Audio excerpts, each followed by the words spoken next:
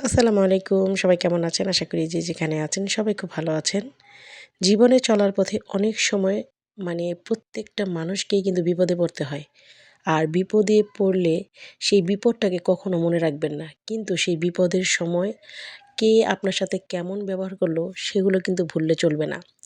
কে আপনার পাশে ছিল, কে আপনার সহায়তা করেছে, কে আপনাকে হেল্প করেছে, কে আপনাকে মনের শান্তি দিয়েছে, মন মানসিকতা ঠিক করতে সাহায্য করেছে, কে খোঁচা মেরে কথা বলেছে, সবগুলো কিন্তু এগুলো মেমোরিতে সেভ করা থাকে।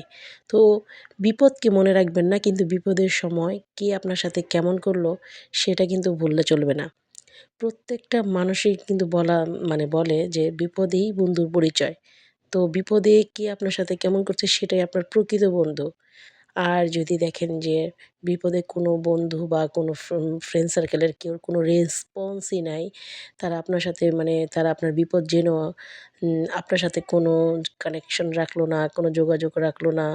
আ তারপরে যখন আপনার বিপদ উদ্ধার হয়ে গেলেন তখন হুট করে এসে, "কী রে দোস্ত কেমন আছিস?" এরকম জিজ্ঞাসা করে, সেগুলো আসলে আপনার প্রকৃত বন্ধু না।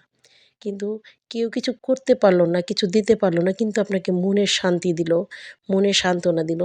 আপনাকে মনের ভিতর থেকে শক্তিশালী হিসেবে গড়ে তোলার জন্য তারা সবসময় আপনার সাথে কানেকশন রেখেছে, তারাই কিন্তু আপনার প্রকৃত বন্ধু। আমরা আজকাল মনে করি কি আমার ফেসবুকে ৬,০০০ ফ্রেন্ড আছে, ১০,০০০ ফ্রেন্ড আছে। হয়তোবা মনে করেন আপনার চারপাশে অনেক মানুষ আপনাকে চেনে, আপনাকে খুব ভালো জানে, খুব ভালোবাসে, হ্যাঁ? তারাই হয়তোবা আপনার প্রকৃত বন্ধু। আসলে বি বিষয়টা তেমন না।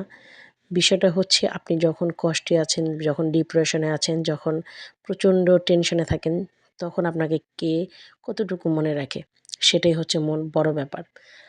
আর কেউ জেনে, আর কেউ যদি না জেনে যোগাযোগ না রাখে সেটা হচ্ছে ভিন্ন বিষয়। কিন্তু কেউ যদি জেনেও আপনার এই বিষয়গুলো কেয়ার না করে, তাহলে আসলে তারা আপনার প্রকৃত বন্ধু না, এবং তারা আপনার বন্ধু হবার যোগ্যতাও রাখে না। তো সবসময় এই দিকগুলো খেয়াল রাখবেন।